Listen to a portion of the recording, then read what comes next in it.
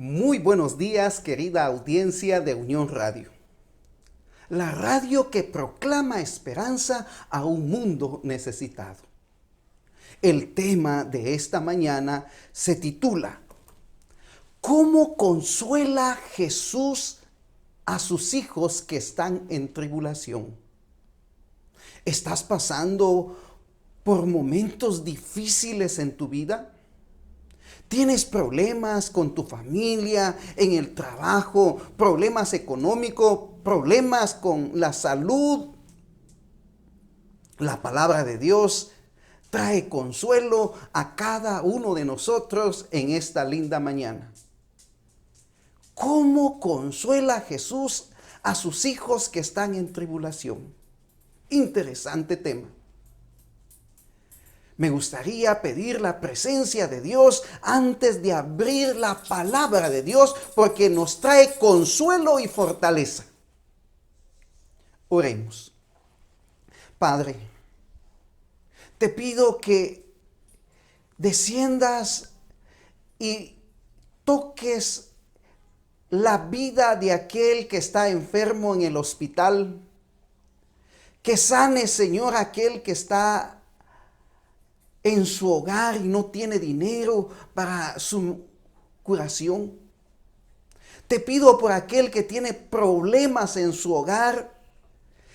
Oh príncipe de paz, desciende y pon paz en el corazón de aquel hijo tuyo que está sufriendo, tu hija. Señor, consuela a aquel joven que no haya cómo enfrentar los problemas que tiene con su familia. Señor, te pido por aquel niño que sufre por muchas circunstancias de sus padres. Oh Padre, ven y resuelve el problema económico de aquel padre que perdió su trabajo. Señor, perdona pecados, llena de paz y de gozo de aquel que se siente indigno. Desciende con poder y consuela los corazones de todos nuestros amigos que nos escuchan y también a aquellos que se han conectado en esta linda mañana. Háblanos a través de tu palabra. En el nombre de Jesús lo pedimos. Amén. El texto que analizaremos en esta mañana lo encontramos en Apocalipsis capítulo 1, versículo 9. El texto para meditar lo encontramos en Apocalipsis 1, 9. Yo, Juan, vuestro hermano y compañero en la tribulación, en el reino y en la perseverancia de Jesucristo, estaba en la isla llamada Patmos, por causa de la palabra de Dios y del testimonio de Jesucristo.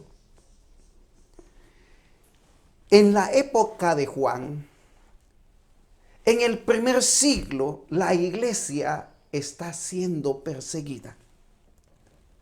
Estaba atribulada. El contexto histórico de Apocalipsis 1:9 nos envía hasta el nacimiento de Juan en el año 10 después de Cristo. En esa época dominaba y gobernaba el Imperio Romano. El gobernador de aquella época, cuando Juan nació, era Augusto César. Le sucedió Tiberio en el año 14. Luego, Cayo Julio César Augusto Germánico, conocido como Calígula. Este emperador gobernó del 37 al 41. Este gobernador tenía sed de adoración y pidió que se le quemara incienso a sus estatuas que estaban en todo el territorio romano. Le siguió Claudio en el año 41 al 53. Y continuó gobernando el infame Nerón. En esta época el cristianismo estaba sufriendo a manos de estos gobernadores. Este gobernador quería fama y quería erigir muchos edificios, y como ya no quedaba espacio, decidió quemar Roma. Y le echó la culpa a los inocentes cristianos de su época. Los cristianos en la época de Nerón fueron torturados. Algunos sirvieron como antorchas para alumbrar la noche. Otros fueron vestidos con pieles de animales para ser alimento de las fieras. El dolor y el sufrimiento, la persecución y la angustia, la tribulación de la época de Juan era triste y muy difícil. En la época de Nerón, el pueblo de Dios sufrió. Este es el contexto que encontramos cuando se escribe especialmente Apocalipsis. De esta tribulación es que habla Juan. Después de Nerón, siguió la dinastía Flavia. Tito Flavio Vespasiano gobernó del 69 al 79. Continuó su hijo Tito Flavio Sabino del 79 al 81. Tito Flavio Domiciano nació el 24 de octubre del año 51 después de Cristo. Fue el último emperador de la dinastía de los Flavios. Gobernó en el año 81 al 96 bajo el nombre de César Domiciano Augusto Germánico. Este gobernador también deseó ser adorado. Y no simplemente él pidió que se le adorara o se le quemara incienso a su estatua. Él dijo que era Dios. Y el que no le rendía reverencia estaba en contra del imperio. Aún hasta sus familiares fueron exiliados y muchos cristianos fueron ejecutados. Este era el contexto del capítulo 1, versículo 9 de Apocalipsis. Meditemos lo que dice la palabra de Dios. Yo, Juan. Dice, yo, Juan, vuestro hermano y coparticipante de vuestras tribulaciones. Juan, al igual que todos los seguidores de Jesús, estaban pasando un momento difícil de la historia. ¿Por qué?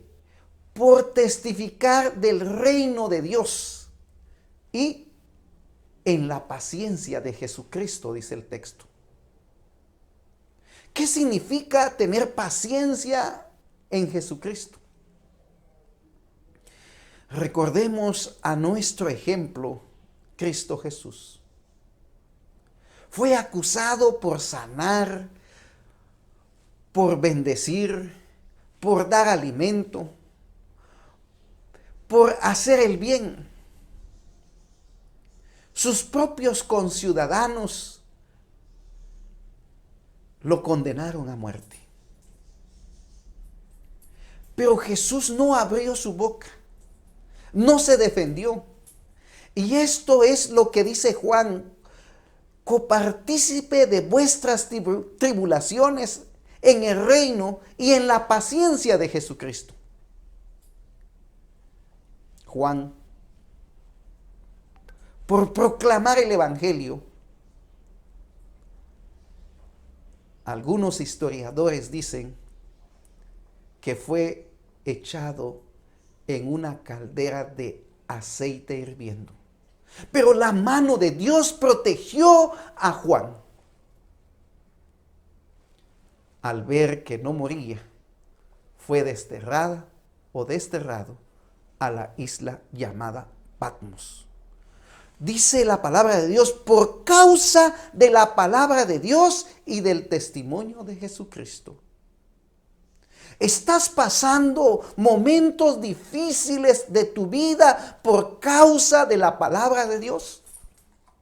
¿Te has quedado sin trabajo por ser fiel a Dios? ¿Tienes problemas económicos por estar sirviendo a Dios? ¿Tienes problemas en tu hogar por ser fiel a Dios? ¿Tienes problemas con tus compañeros de trabajo? ¿Tienes problemas de salud por ser fiel a Dios? Sufre con paciencia, dice Juan. Porque el título de nuestro tema es ¿cómo ayuda Jesús a sus hijos que están en tribulación?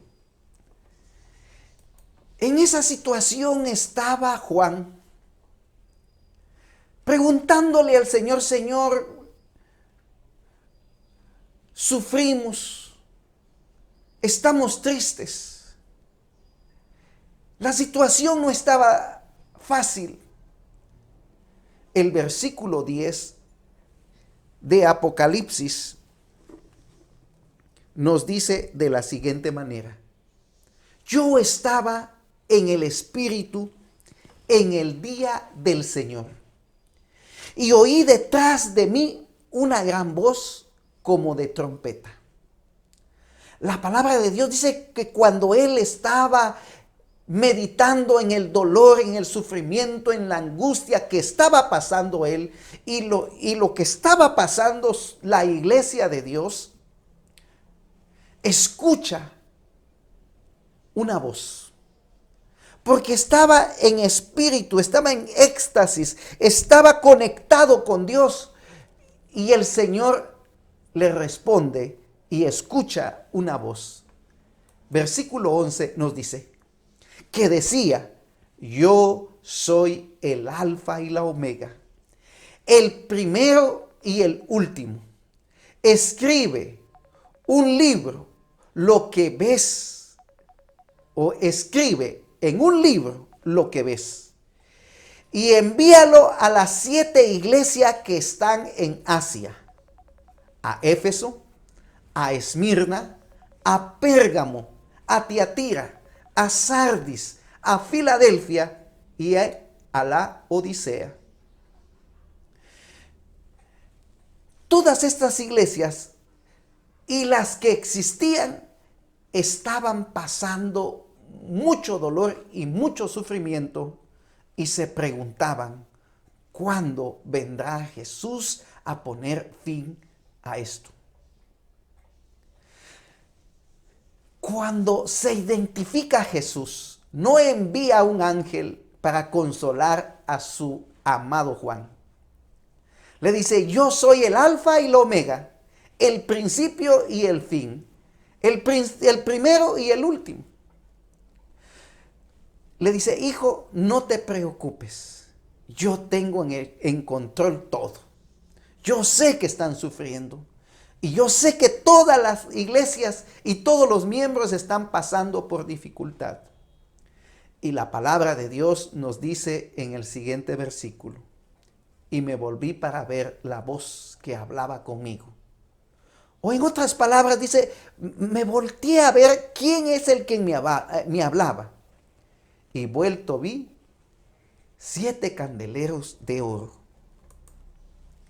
Y en medio de los 7 candeleros, a uno semejante al Hijo del Hombre, vestido de una ropa que llegaba hasta sus pies, ceñido por el pecho con un cinto de oro. Aquí Juan se olvida de la tribulación, se olvida de la calamidad, y Jesús le trae la respuesta. Porque Jesús es el primero y el último, es el alfa y la omega, es el Hijo del Hombre, nombre que Jesús mismo se atribuyó. Ahora no está simplemente como un carpintero, sino ahora viste atuendos especiales, diciéndole a Juan: estoy contigo en medio de tus tribulaciones. Y Juan lo describe, lo sigue describiendo de esta manera: su cabeza y sus cabellos eran blancos como blanca lana, como nieve, sus ojos como llama de fuego. Versículo 15. Y sus pies semejante al bronce bruñido, refulgente como un bronce en un horno, y su voz como estruendo de muchas aguas. Tenía en su diestra 7 estrellas. De su boca salía una espada aguda de 2 filos. Y su rostro era como el sol cuando resplandece en su fuerza. Versículo 17. Cuando le vi, caí como muerto a sus pies. Y él puso su diestra sobre mí, diciendo: no temas, yo soy el primero y el último. Esto es lo que Dios te dice. Esto es lo que Jesús te dice si estás pasando momentos difíciles en tu vida. No temas, yo estoy contigo. Jesús no promete que no vamos a sufrir. Lo que sí Jesús promete es estar con nosotros en medio de los problemas. Versículo 18. Y el que vivo, le dice, y el que estuvo muerto, mas aquí que vivo por los siglos de los siglos. Amén. Y tengo las llaves de la muerte y del Hades. En otras palabras, Jesús le dice a Juan: es más, si tienes que morir, no te preocupes. Yo tengo la llave de la muerte. Yo puedo resucitarte, así como ves. Yo morí, pero resucité. Y estoy aquí para demostrarte que hay esperanza en medio de la tribulación. Y hay solución aún para la muerte. Versículo 19 y 20. Escribe las cosas que has visto, y las que son, y las que han de ser después de estas. Esto significa que el sufrimiento, la persecución, la angustia continuará. Pero también Jesús está al lado de todos los cristianos que están pasando dificultades de salud, los que están pasando dificultades en economía, los que están pasando dificultades en su hogar. La palabra de Dios nos dice: el misterio de las 7 estrellas que has visto en mi diestra y los 7 candeleros de oro, las 7 estrellas son los ángeles de la iglesia. Y los 7 candeleros que has visto son las 7 iglesias. Jesús está en medio de su iglesia. Jesús está a tu lado. Jesús entiende tus lágrimas. Jesús conoce que estás sufriendo y te dice: cobra ánimo, estoy contigo para ayudarte en medio de tus problemas.